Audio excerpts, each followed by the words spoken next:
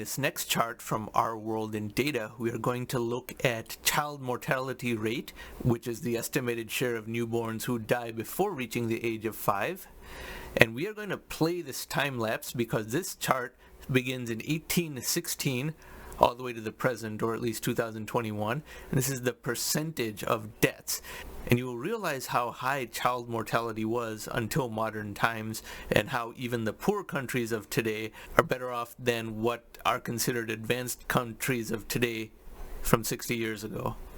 So time lapse, France is the first country. Then you have United Kingdom. Germany's mortality rate was higher than France. Then you have Russia.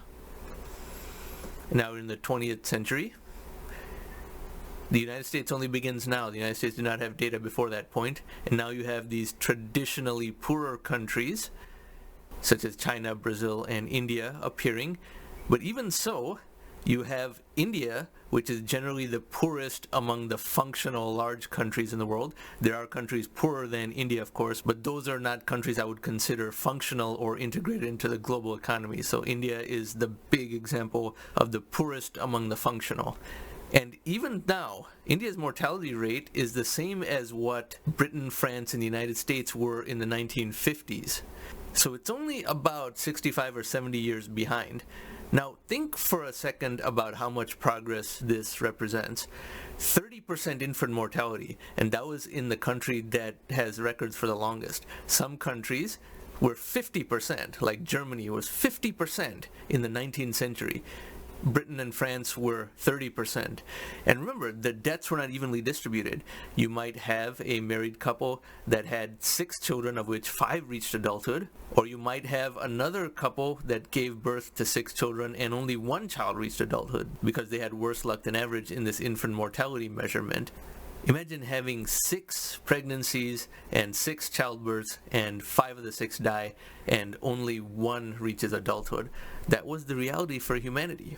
Many of our great-great-grandparents had half of their children die. This is a fact. But now it has fallen so fast that this is something that we generally only read about now. You can look at certain periods of history, such as World War II. The United States did not see a rise in infant mortality during World War II because the United States mainland did not see any warfare. The U.S. was fighting overseas. Britain saw some rise because it was bombed from the air but did not have a ground invasion, whereas France did have a ground invasion, therefore their infant mortality rose quite a bit. Germany was much poorer than Britain and France until the 1960s, believe it or not. Russia had extremely high infant mortality in the 19th century. China was very high, higher than India in fact, but then fell below and got the basics under control much better. When I say that China is economically far ahead of India, this is one of the reasons. They focused on the basics first, whereas India focused only on the well-being of the elites and much less on the well-being of the bottom 98% of Indians. That is a fact. India is a very hierarchical society, whereas China was more egalitarian from an ethnic point of view, and those are all various factors in that. But this is in fact evidence of exponential economic growth, because I often show charts like this, how half of all economic progress was in the 21st century itself, and how world poverty fell from 94% in 1820, approximately the beginning of this chart, to under 10% today. Similarly, those libertarians in the US, who I call Ludditarians, they like to say that somehow the United States was more prosperous in 1913, 111 years ago, than today. And they like to claim that the US dollar has lost 97% of its value since 1913, which is meaningless. That is one of the most ridiculous points you can possibly imagine.